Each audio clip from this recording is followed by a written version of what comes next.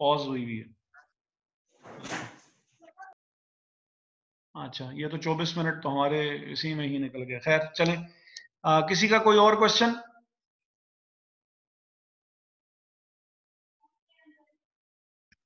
Sir ये question कैसे solve?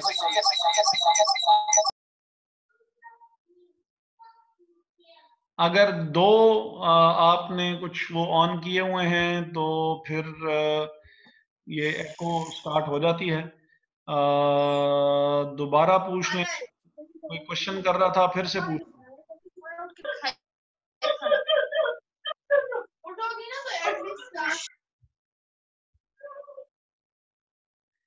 जी, question था किसका?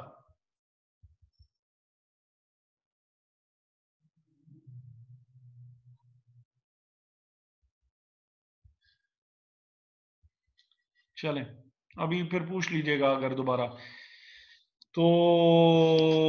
खैर सर ये एक बार फिर समझा दें, वो नेट कनेक्शन इशू हो रहा था, अभी कनेक्ट हुआ है। अच्छा, रिकॉर्डिंग भी नहीं हुई। ठीक है, मैं एक दफ़ा फिर से समझा देता हूँ कि जो हमारी रिकवरेबल अमाउंट होती है, रिकवरेबल अमाउंट ये चीज़ शो कर रही होती है कि एसेट से एसेट में जो हमने इन्वेस्टमेंट की हुई है, एसेट में जो हमने पैसे लगा के रखे हुए हैं, वो पैसे किस तरीके से हम जो है वो रिकवर कर सकते हैं।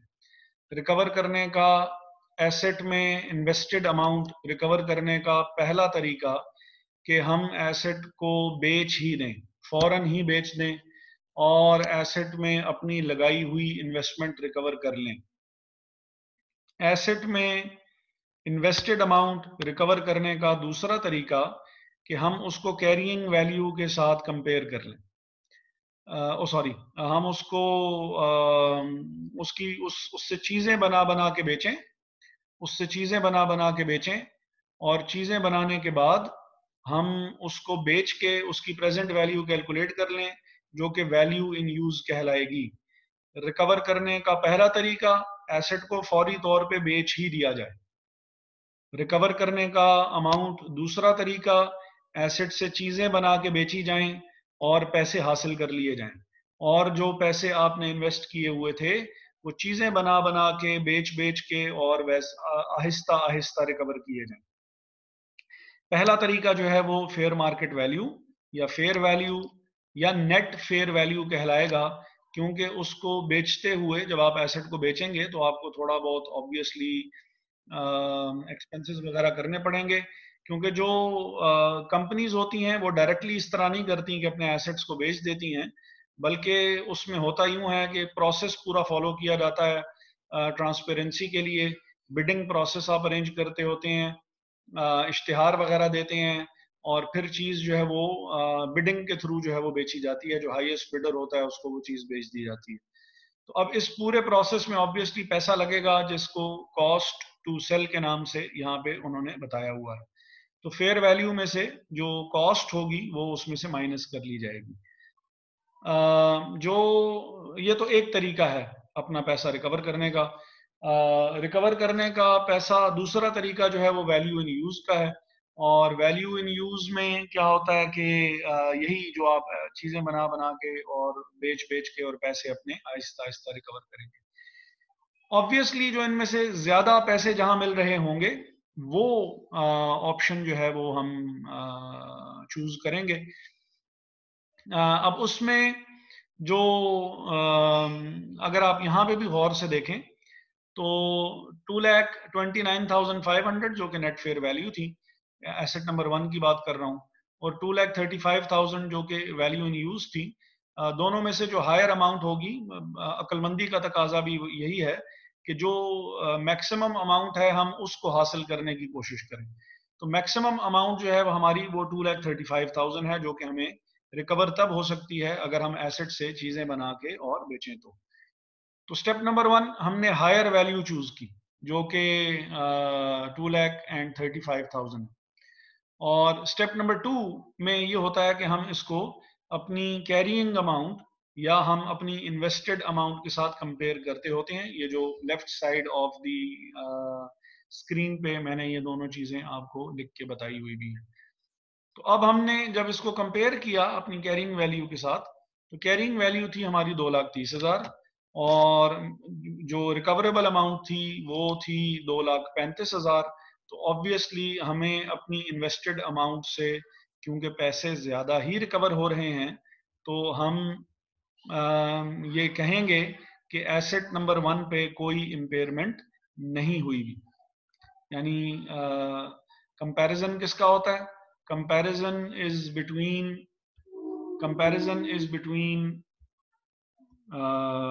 रिकवर कैरिंग अमाउंट जिसको हम बुक वैल्यू के नाम से भी जानते हैं, और रिकवरेबल अमाउंट।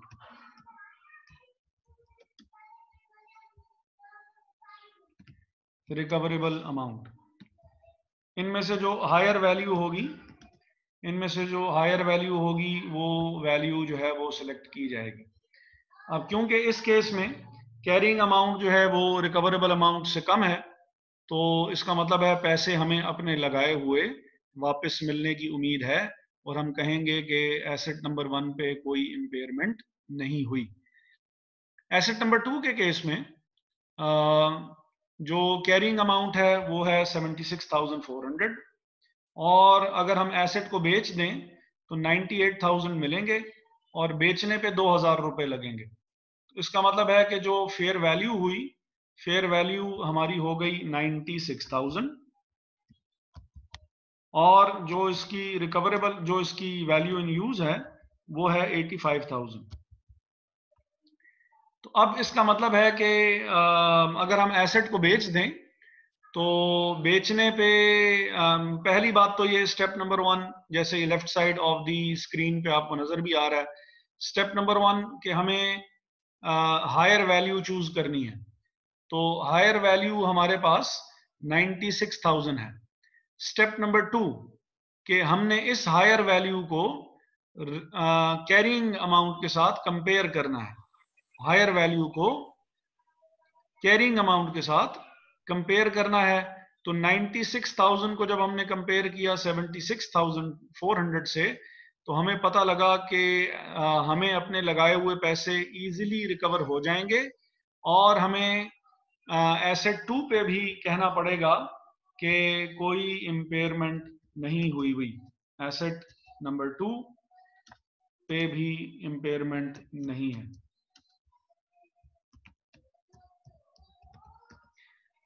अच्छा, फिर एसेट नंबर 3 की जब बारी आई तो हमने देखा कि 18,600 उसकी कैरिंग वैल्यू है। फेयर वैल्यू जो है वो उसकी 20,000 है, जिसमें से 1500 आप माइनस करेंगे तो ये वैल्यू आपके पास आ जाएगी 18,500। ये हो गई इसकी नेट फेयर मार्केट वैल्यू या net FMV. FMV fair market value है। वैल्यू इन यूज जो है वो इसकी 17,900 है। तो इसका मतलब है कि इनमें से सबसे पहला स्टेप तो हमारा ये होता है कि हम हायर वैल्यू चूज कर लिया करते हैं। 18,500 इज द हायर वैल्यू। तो पहली बात तो ये है कि ये चूज कर ली जाएगी, और जब हायर वैल्यू को हम अपने एसेट 3 की कैरिंग अमाउंट के साथ कंपेयर करेंगे, जो कि ये 18,600 दी हुई है, तो हमें पता लगा कि एसेट 3 पे हमें इम्पेयरमेंट हो गई है,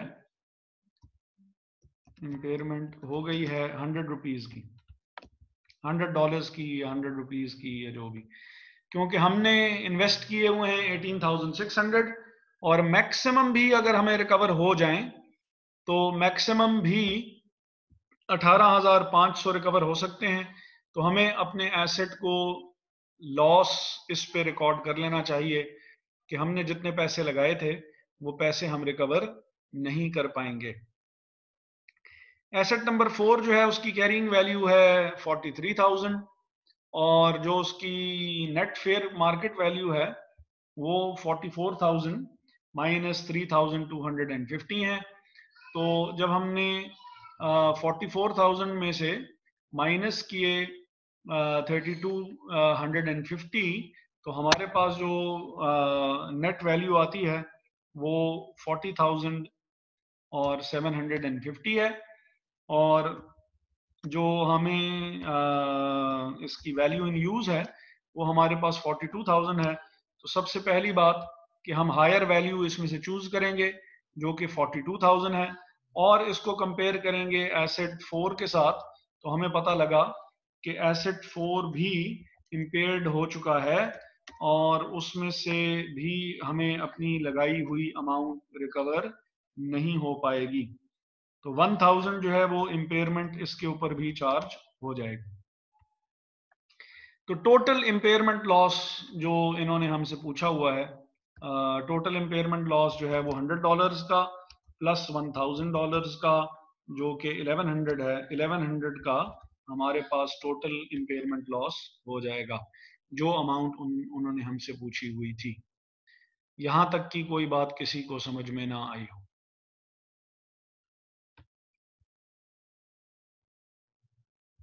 सबको अनम्यूट कर रहा हूं, तो अगर कोई क्वेश्चन है किसी का तो वो पूछ सकते हैं।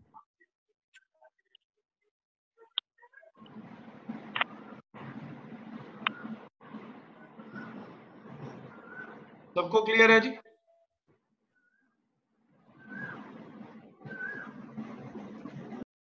जी सर, क्लियर है। ठीक है। यस सर, क्लियर है।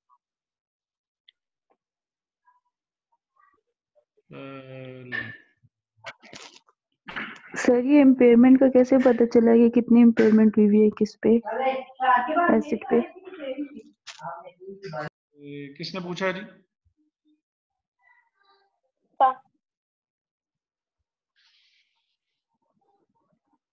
अच्छा, मुझे आवाज नहीं आ रही, लेकिन मैं चलें फिर भी दोहरा देता हूँ। यहाँ पे हमने ये जो अभी वो था ना कि carrying amount versus the recoverable amount, तो कैरिंग अमाउंट को सबसे पहले कॉलम को higher of the last 3 columns से हमने कंपेयर किया। स्टेप नंबर 1, हमने इन 3 कॉलम्स में से पहले तो हायर अमाउंट निकाली, और हायर अमाउंट निकालने के बाद फिर हमने उसको कंपेयर किया कैरिंग वैल्यू के साथ। कैरिंग वैल्यू है क्या? कैरिंग वैल्यू आसान तरीन अल्फाज में, कैरिंग वैल्यू जो आसान तरीन अल्फाज में आपकी बुक वैल्यू है।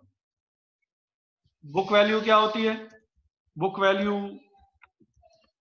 है जी। बुक वैल्यू क्या होती है? Book value cost minus accumulated depreciation होती है।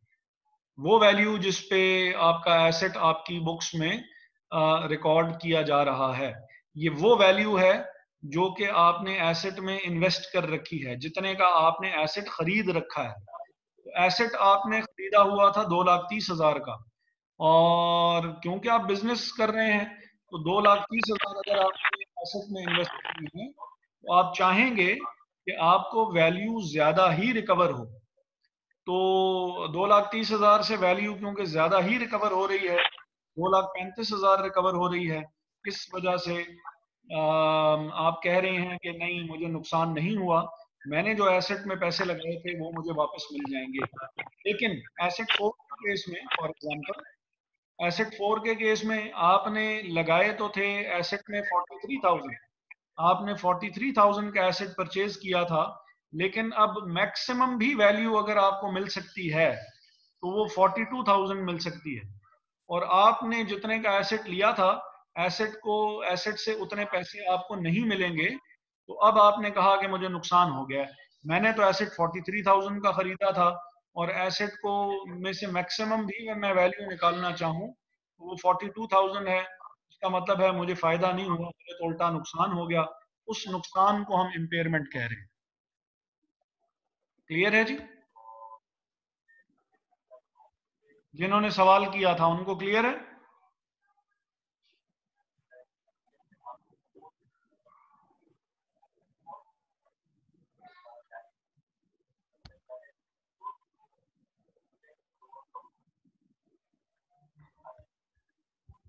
जिन्होंने सवाल किया था उनको क्लियर है?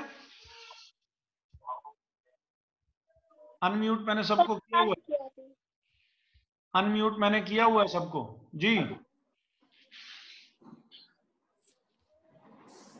यस सर, क्लियर है, थैंक यू।